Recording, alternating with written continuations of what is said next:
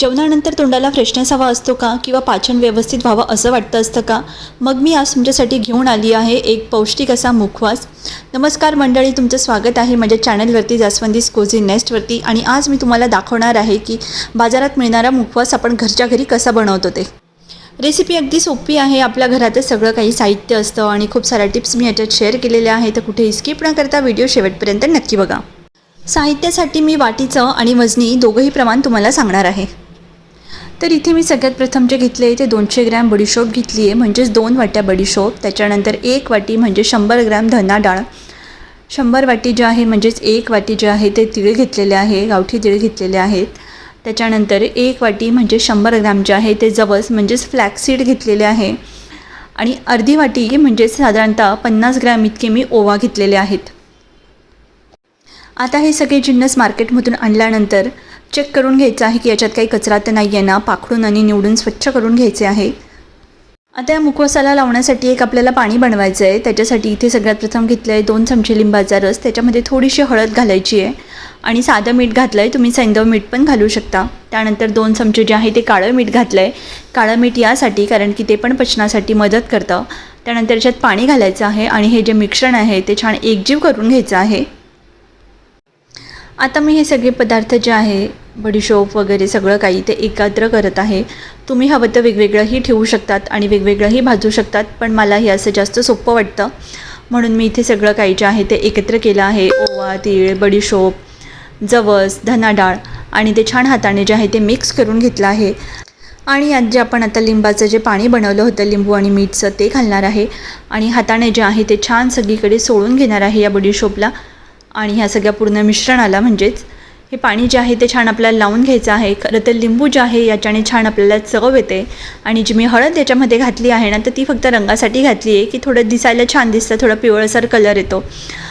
आणि जे मीठ मी याच्यामध्ये घातलं आहे ना त्याने याला छान चव तर येतेच नक्की मुखवासाला. आणि सोबतच आपण याच्यामध्ये काळं मीठ घातलं आहे की जे आपल्याला पचनालाही मदत करतं.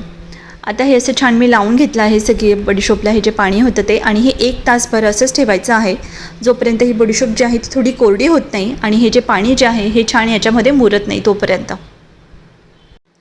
हे मिश्रण जे आहे मी आता थोडा वेळ गॅलरीत ठेवते आहे, तिथे छान हवा आणि थोडंसं ऊन येतं आहे म्हणजे जेणेकरून ही जी बडीशोप आहे ती लवकर कोरडी होईल आणि आपल्याला भाजायलाही सोपी जाईल. आता साधारणतः 1 तास झाला असेल. आता ही जी बडीशोप आहे ते मी भाजायला घेते आहे.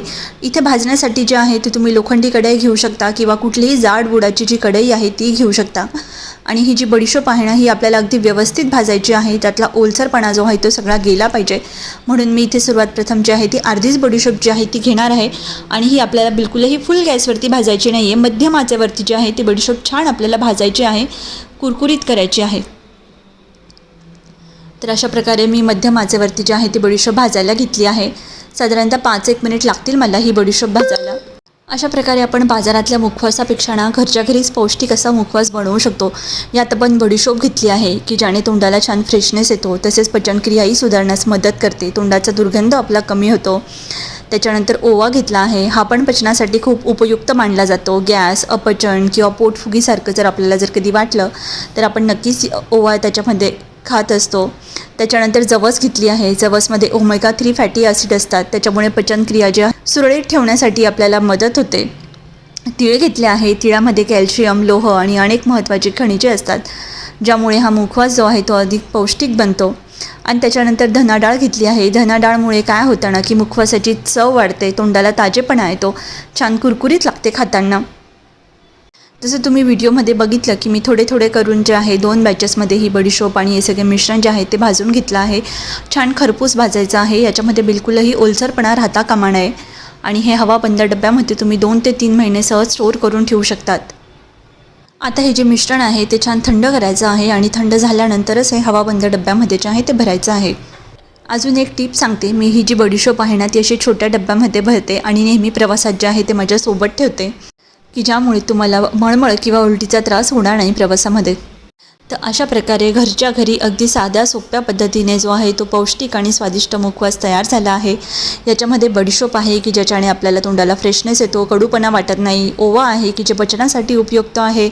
जवसमध्ये फायबर आहे, ओमेगा 3चा स्रोत आहे. तीळमध्ये कॅल्शियम आहे.